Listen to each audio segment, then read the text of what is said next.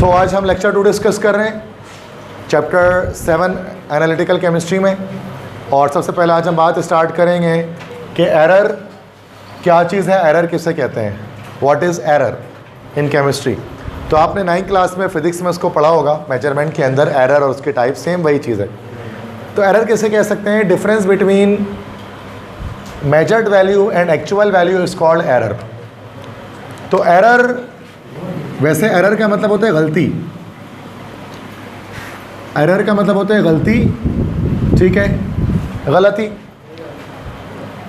हर इंसान अपनी ज़िंदगी में बहुत सारी गलतियाँ करता है, लेकिन केमिस्ट्री के अंदर या साइंस के अंदर एरर हम किसे कहते हैं कि error is actually the difference between measured value and actual value.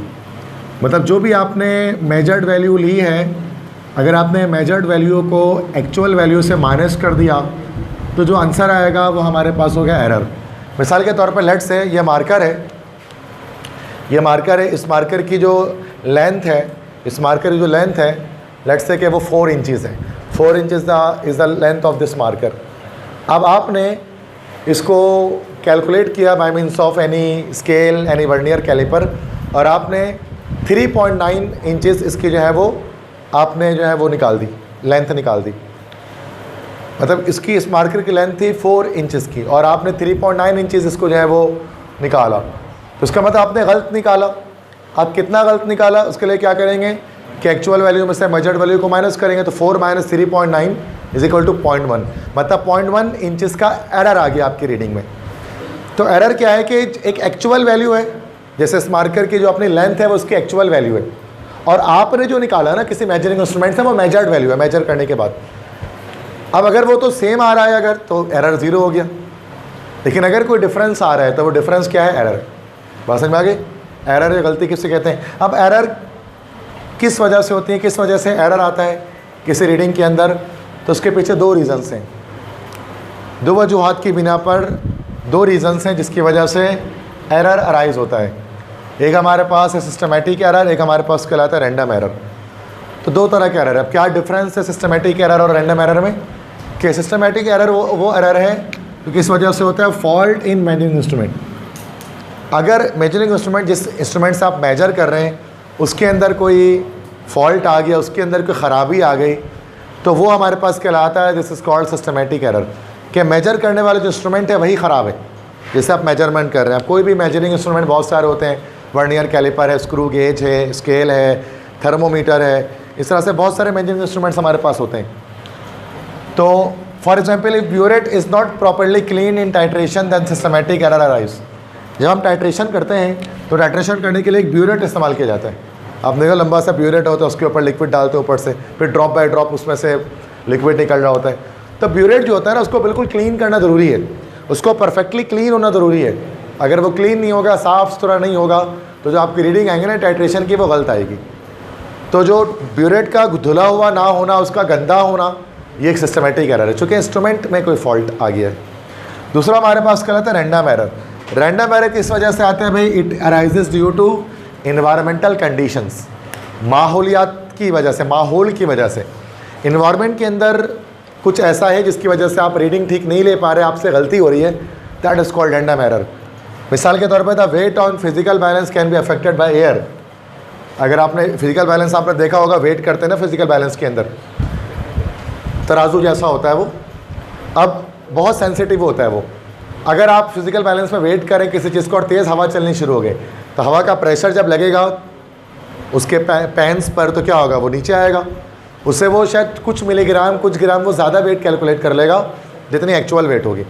अब इसमें इंस्ट्रूमेंट की गलती नहीं है, इंस्ट्रूमेंट तो आपने बिल्कुल ठीक लिया है, फिजिकल बैलेंस मान लो बिल्कुल डब्बा पैक आप लाए हो मार्केट से ख़रीद के, उसके बावजूद लेकिन अगर हवा तेज़ चले, इन्वायरमेंट के अंदर हवा में तेज़ी आ जाए, इन्वायरमेंट के अंदर फास्ट हो जाए माइंड की स्पीड, तो उससे क्या होगा, फिर गलती आएगी, फिर एरर आएगा। अब ये एरर क्या होगा हमारा, रैंडम एरर। बात समझ में आ गई। एरर के दोनों टाइप्स बेसिक है, जितना मैं जैसे मैं एग्जांपल्स बता रहा हूँ ना वो जहन में रखोगे, खुद ही डेफिनेशन अपने आप बन के निकल के सामने आएगी। नेक्स्ट उसके बाद क्वेश्चन हमारे पास है, हमें बताना है एक्यूरेसी और प्रेसिशन। अब एक्यूरेसी और प्रेसिशन में क्या डिफरेंस है। कभी कभार हम कहते हैं भाई तुमने बड़ी एक्यूरेट रिजल्ट निकाला है। रिज़ल्ट एक्यूरेट कब होता है, जब वो जिसमें एरर कम से कम हो। अगर आपकी रीडिंग में एरर कम से कम है, आपने मेजर्ड वैल्यू एक्चुअल वैल्यू के बिल्कुल करीब निकाल लिया है, तो आपने एक्यूरेट रिजल्ट निकाला है।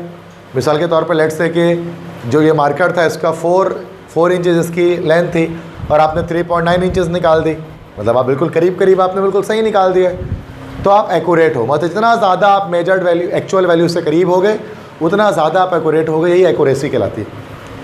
तो the nearness of measured value to the actual value is called accuracy. जितना ज़्यादा आप करीब जाएंगे ना, एक्चुअल वैल्यू जितना मेजर्ड वैल्यू के करीब आएगा उतना ज़्यादा एक्यूरेट रिजल्ट होगा। और अगर मान लो कि 4 इंचेस है इसकी लेंथ और आपने 3.1 इंचेस निकाल दी, मतलब 0.9 इंच का एरर आ गया, तो उसका मतलब ये क्या हो गया कि आप एक्यूरेट रिजल्ट नहीं है, क्योंकि आप बहुत दूर हो, जो एक्चुअल वैल्यू से आप बहुत दूर हो, बहुत फार अवे हो। बात समझ में आ गया? एक्यूरेसी किससे कहते हैं? कितना आप करीब हैं जो एक्चुअल वैल्यू उससे रीडिंग के दौरान, that is called accuracy. Accurate ये वर्ड आपने सुना होगा, एक्यूरेट, एक्यूरेसी। जब आप बिल्कुल ठीक बात करते हैं बोलते हैं एक्यूरेट आपने बात की है, बोलते हैं ना, मतलब बिल्कुल ठीक बात की। प्रेसिशन किसे कहते हैं? The repetition of measured values multiple times is called precision.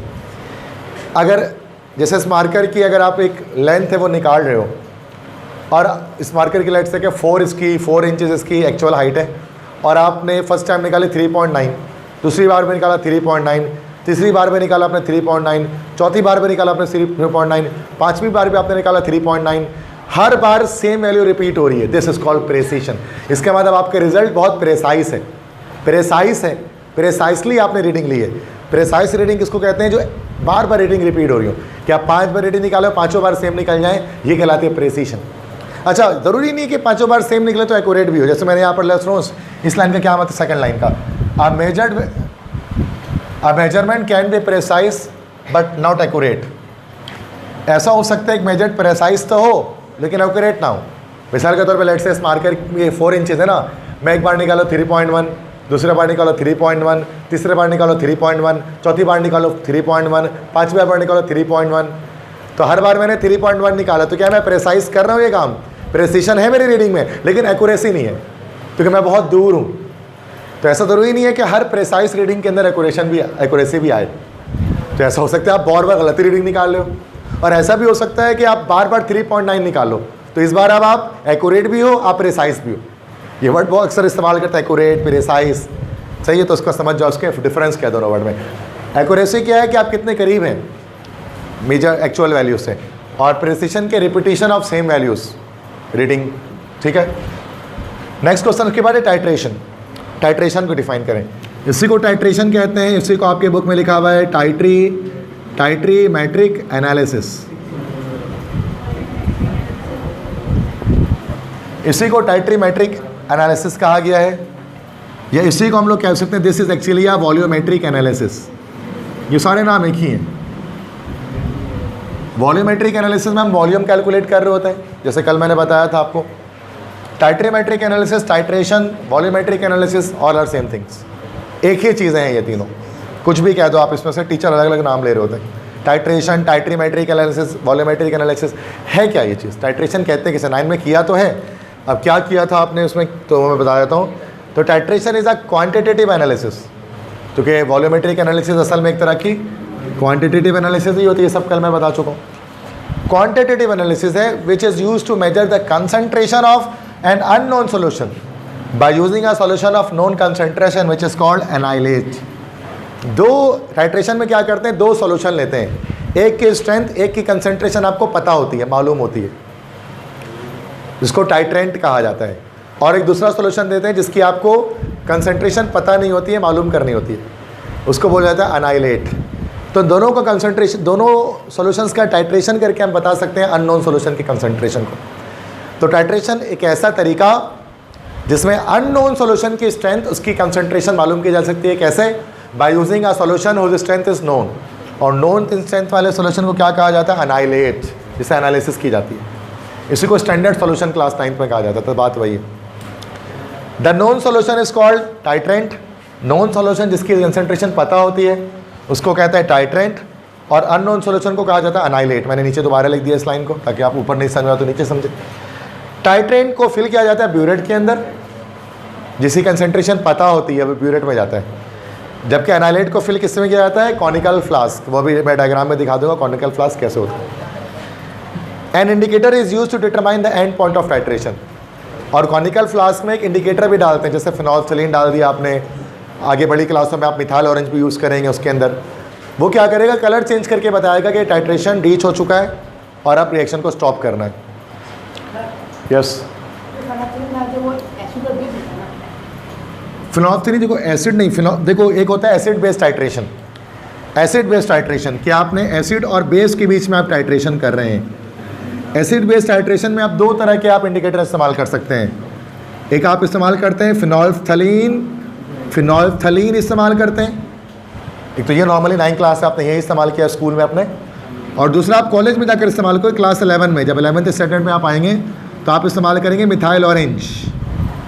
Methyl orange अलग कलर चेंज देता है। ये कब इस्तेमाल किया जाता है, जब टाइट्रेशन के अंदर वीक बेस इस्तेमाल हो, वीक बेस जैसे कि सोडियम कार्बोनेट। ये सब अभी आप शायद ज़्यादा बेहतर नहीं समझ सकते, जब आप क्लास में जाएंगे फर्स्ट ईयर में, कॉलेज लाइफ में जब आप जाएंगे तो ये सब समझ पाएंगे, थोड़ा बहुत समझ में आ जाएगा ऐसे क्या बता रहा हूँ। अब देखो टाइट्रेशन जो है ना, टाइट्रेशन के लिए क्या क्या अपरेटस आपके बुक में पिक्चर बनी हुई है, डायग्राम, तो वहाँ से आप घर देख लेंगे। मैं थोड़ा जूम करके दिखा रहा हूँ। तो ये देखो सबसे पहले यहाँ पर क्या है कि हमारे पास कॉनिकल फ्लास्क है, इसमें आप जो अनाइलेट है उसको एंटर करते हैं, वो उसमें आ गया। इसके बाद इसमें हम ये इंडिकेटर होता है, कुछ ड्रॉप्स इंडिकेटर के डालते हैं जैसे फिनोल्फथलीन। इसके बाद एक ब्यूरेट होता है, देखा होगा आपने, इसमें एक लिक्विड डाला होता है, इसके अंदर होता है टाइट्रेंट, नॉन कंसंट्रेशन वाली चीज़, उसको ड्रॉप बाय ड्रॉप यहाँ पे ना नॉब लगी होती है या नॉब दबा के ना ड्रॉप बाय ड्रॉप एंटर करते रहते हैं। यहाँ तक एक वक्त ऐसा आता है कि कलर चेंज आ जाता है, जैसे कलर लेस टू पिंक, एक कलर जैसे कलर चेंज आता है आप रीडिंग स्टॉप करके यहाँ पर जो रीडिंग आई होती है वो नोट कर लेते हैं, फाइनल रीडिंग। ऐसा याद है, इनिशियल रीडिंग यूज करते हैं, फाइनल रीडिंग नोट करते हैं। ये कहलाता है टाइट्रेशन। आपको बनाना नहीं है पेपर में कुछ भी इसमें से, मैं बता रहा था कि टाइट्रेशन होती क्या चीज़ है। अब इस पूरे प्रोसेस से क्या करते हैं हम निकालते हैं क्या चीज़ के, कंसंट्रेशन अननोन सॉल्यूशन की। कैसे निकालते हैं, क्या तरीका है, डिटेल वो नहीं डिस्कस करेंगे, मतलब बुक में नहीं है। एनालिटिकल केमिस्ट्री में सिर्फ एनालिटिकल मेथड्स डिस्कस करेंगे कि भाई ये मेथड जो इस्तेमाल होता है, उस मेथड की डिटेल इतने नहीं बता रहे किसी की भी, बेसिक्स पर डेफिनेशन बता के आगे बढ़ जा रहे हैं। फर्स्ट ईयर में जब आप जाएंगे तो बहुत डिटेल में इसको आप पढ़ेंगे। इसके बाद है ग्रेविमेट्रिक एनालिसिस। ग्रेविमेट्रिक एनालिसिस के अंदर क्या किया जाता है कि इसमें हम वेट को मेजर करते हैं किसी एलिमेंट के, मतलब एक कंपाउंड के अंदर जो एलिमेंट्स हैं उनके वेट को ग्रेविमेट्रिक एनालिसिस से हम मालूम करते हैं। ये भी जैसे वो वॉल्यूमेट्रिक था, उसमें वॉल्यूम मालूम करते हैं, इसमें वेट मालूम करते हैं। इसका भी पूरा एक प्रोसीजर होता है, फॉलो करना पड़ता है। जैसे कोई सैंपल है, उसमें हमें मालूम करना है किसी एलिमेंट का वेट कितना है। एक कंपाउंड है, वो कंपाउंड इसके अंदर डाला हमने, वेट कर लिया वेट मशीन से, उसके बाद उसको वाटर में डिजॉल्व कर दिया। वाटर में डिजॉल्व करने के बाद थर्ड स्टेप में क्या कर रहे हैं हम कि ऐसा कि केमिकल डाल लें जिसमें कुछ प्रेसिपिटेट बना लेगा, पीपीटी बना लेगा, अनडिजॉल्व। ये पीपीटी नीचे जमता हुआ दिख रहा है आपको, इनसॉल्युबल जो मटेरियल होता है पीपीटी।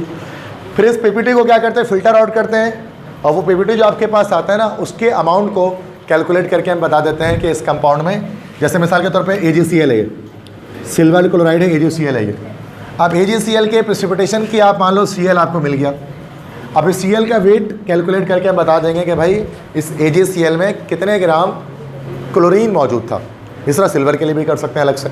तो ग्रेविमेट्रिक एनालिसिस में बस आपको पेपर में एक लाइन लिखनी है कि क्यों किया जाता है, वेट मालूम करने के लिए।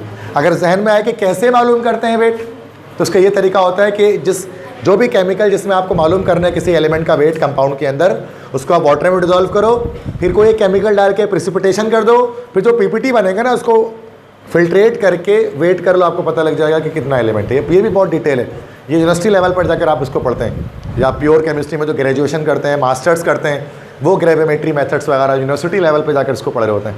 आपके लेवल के लिए से बहुत आगे की चीज़ है ये मेथड जो है जिस तरह से हम कर रहे हैं। तो आपको जस्ट डेफिनेशन देखनी है, आपको कोई करना नहीं है रियल में कि इस चीज़ को कि कैसे किया जाता है। ठीक है, उसके बाद नेक्स्ट है स्पेक्ट्रोस्कोपी, कि डिफाइन करें स्पेक्ट्रोस्कोपी को इन डिटेल। अच्छा, उसको नेक्स्ट क्लास में हम कर लेते हैं।